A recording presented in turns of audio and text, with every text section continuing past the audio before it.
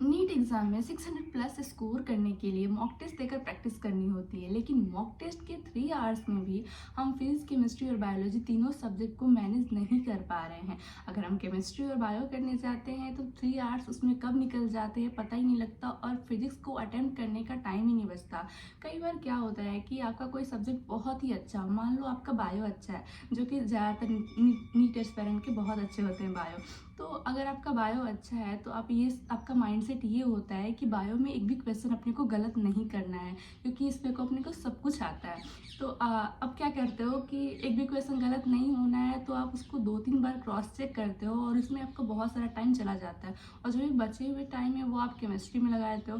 फिर फिजिक्स के लिए बिल्कुल भी टाइम नहीं बचता। फिर अपन सोचते हैं कि यार मेरे फिजिक्स में स्कोर ही नहीं आ रहे हैं, क्योंकि यार अपन उसको टाइम ही नहीं दे रहे हैं कि अपना स्कोर फिजिक्स में इम्प्रूव हो। So hello everyone, this is Jyoti Verma, first professional MBBS student at NSA medical college Jabalpur. So आज की वीडियो में बात करने वाले हैं कि कैसे आप नीट मॉक टेस्ट में फिजिक्स, केमिस्ट्री और बायोलॉजी तीनों सब्जेक्ट को मैनेज कर सकते हो। देखो, कोई भी ऐसा एस्पिरेंट नहीं है ना जिसके तीनों सब्जेक्ट ही बहुत अच्छे हो, क्योंकि आपका एक ईजी सब्जेक्ट होगा, एक एवरेज होगा, और लास्ट वो जो आपका वो दोनों सब्जेक्ट से थोड़ा सा टफ लगता होगा। और अगर कोई आपका एक सब्जेक्ट बहुत ही अच्छा है ना तो ये अच्छी बात है, लेकिन यार अपन बाकी 2 सब्जेक्ट को इग्नोर नहीं कर सकते हैं, क्योंकि जो आपका नीट का स्कोर है ना वो तीनों सब्जेक्ट मिलकर डिसाइड करते हैं कि आपका स्कोर क्या होगा, अच्छा होगा या फिर बुरा होगा। सो तीनों सब्जेक्ट को इक्वल इम्पॉर्टेंस दो, और तीनों के लिए टाइम को कैसे मैनेज करना है वो आज हम जानेंगे। ऐसा बिल्कुल नहीं है कि अगर आपको 300 या 400 मार्क्स चाहिए सिलेक्शन के लिए तो आप बस बायो पढ़ो और थोड़ा बहुत केमिस्ट्री पढ़ लो तो आपका सिलेक्शन हो जाएगा।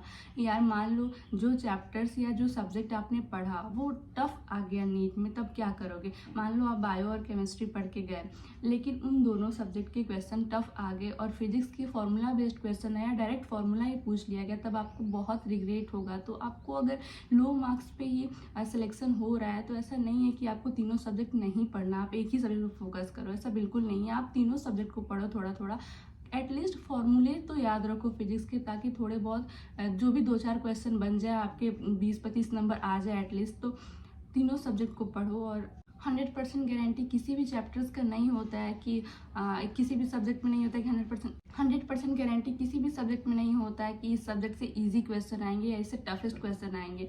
तो तीनों सब्जेक्ट को पढ़ो, एटलीस्ट हाई वेटेज चैप्टर्स को पढ़ के ही जाना। और अगर मान लो आपका कोई सब्जेक्ट अच्छा है, मतलब बायो अच्छा है, तो ऐसा, अपन तो ह्यूमन बींग्स ही है ना, तो सिली मिस्टेक्स तो हो ही जाते हैं। तो ऐसा नहीं है कि आप फुल मार्क्स, अगर आप सिर्फ बायो पढ़ के गए हो तो आप फुल मार्क्स स्कोर कर लोगे, आपके सिली मिस्टेक्स हो ही जाते हैं। तो ऐसा मत करो। जो भी हाई वेटेज चैप्टर है कम से कम फिजिक्स के वो पढ़ लो, और अगर सारे चैप्टर्स को पढ़ना है तो फॉर्मूले याद कर सकते हो सारे चैप्टर्स में, और नहीं तो आप हाई वेटेज चैप्टर को देखकर और उसको पढ़ लो। ज़्यादातर नीट एस्पिरेंट का बायो बहुत अच्छा होता है, तो आप ये सोच कर चलो कि आपको बायो में कम टाइम देना है, मतलब कम टाइम में आपको ज़्यादा क्वेश्चन सही करने हैं। ऐसा नहीं है कि आपको 2-3 बार क्रॉस चेक करने की नीड है कि आप 2-3 बार क्रॉस चेक करोगे तभी क्वेश्चन सही होंगे। आप एक बार में ही अच्छे से क्वेश्चन को पढ़ो, और जो भी राइट आंसर है उसको मार्क करो। सपोज आपने मॉक टेस्ट के लिए पूरा रिवीजन कर लिया, अब आपको मॉक टेस्ट देना है। तो फर्स्ट इंपॉर्टेंट थिंग है कि आपको जो मॉक टेस्ट देना है ना वो 2 से 5 के बीच में ही देना है, क्योंकि जो अपना नीट का एग्जाम होता है ना वो भी 2 से 5 के बीच में ही होता है। तो आप उस टाइम पर दो तो ज़्यादा इफेक्टिव होगा आपके लिए। और सेकेंड इंपॉर्टेंट थिंग कि जब आप मॉक टेस्ट अटेम्प्ट करो ना तो उस सब्जेक्ट से करो जो आपको बहुत ईजी लगता है। ज़रूरी नहीं है कि बायो ही आपको ईजी लगे, केमिस्ट्री भी बहुत सारे एस्पिरेंट का होता है कि आपको केमिस्ट्री अच्छा लग रहा है, तो आपको जो भी सब्जेक्ट ईजीएस्ट लगता है और अच्छा लगता है तो आप उसी सब्जेक्ट से स्टार्ट करो करना। और थर्ड इंपॉर्टेंट थिंग है कि आपको मॉक टेस्ट को एक राउंड में कंप्लीट नहीं करना है, आपको 3 राउंड्स में मॉक टेस्ट को अटेम्प्ट करना है। 3 राउंड्स का मतलब ये कि फर्स्ट राउंड में क्या करना है कि आपको जो भी क्वेश्चंस बन रहे हैं ना, जिसके भी आंसर आपको टिप्स पे हैं, जिसके आंसर वो कर लो पहले, और किसी भी क्वेश्चन में ज़्यादा देर तक रुक के अपना टाइम वेस्ट बिल्कुल नहीं करना है। और एक बार सारे बायो करो पहले, फिर केमिस्ट्री करो और फिर फिजिक्स कर लो। फिर सेकेंड राउंड में जो एवरेज क्वेश्चन है उनको अटेम्प्ट करो, और थर्ड में जो थोड़े आपके टफ लगते हैं या फिर लेंदी क्वेश्चन है लास्ट में उनको अटेम्प्ट करो, और जो भी आपसे नहीं बन रहे हैं उनको टाइम बचे तब अटेम्प्ट करो, और सिली मिस्टेक्स कम करो। मान लो आपको कोई क्वेश्चन नहीं आता है तो ऐसा मत सोचो कि यार मार्क्स पता नहीं है तुक्का लग जाए, सही हो जाए तो मार्क्स आ जाएंगे। तो ऐसा नहीं है, गलत भी तो हो सकता है, तो गलत होंगे तो आपके ओवरऑल मार्क्स में से कट जाएंगे, इसलिए ऐसा मत करो। और जो भी आपको क्वेश्चंस आते हैं ना, बस उसको अटेम्प्ट करो। ज़्यादा क्वेश्चन करने के चक्कर में आप बहुत डिक्रीज कर देते हो अपने मार्क्स को, तो ऐसा मत किया करो। अगर मान लो आपके अपने फर्स्ट राउंड में स्टार्ट किया तो आपके एक क्वेश्चन नहीं बन रहे ना, तो आप उसको मार्क करो और नेक्स्ट क्वेश्चन पे जाओ। ये नहीं कि आप उस पर 2-3 बार पढ़ने में अपना टाइम वेस्ट कर दो, क्योंकि आपके पास सेकेंड राउंड भी है, थर्ड राउंड भी है, तो आप उसमें उस क्वेश्चन को अटेम्प्ट कर सकते हो।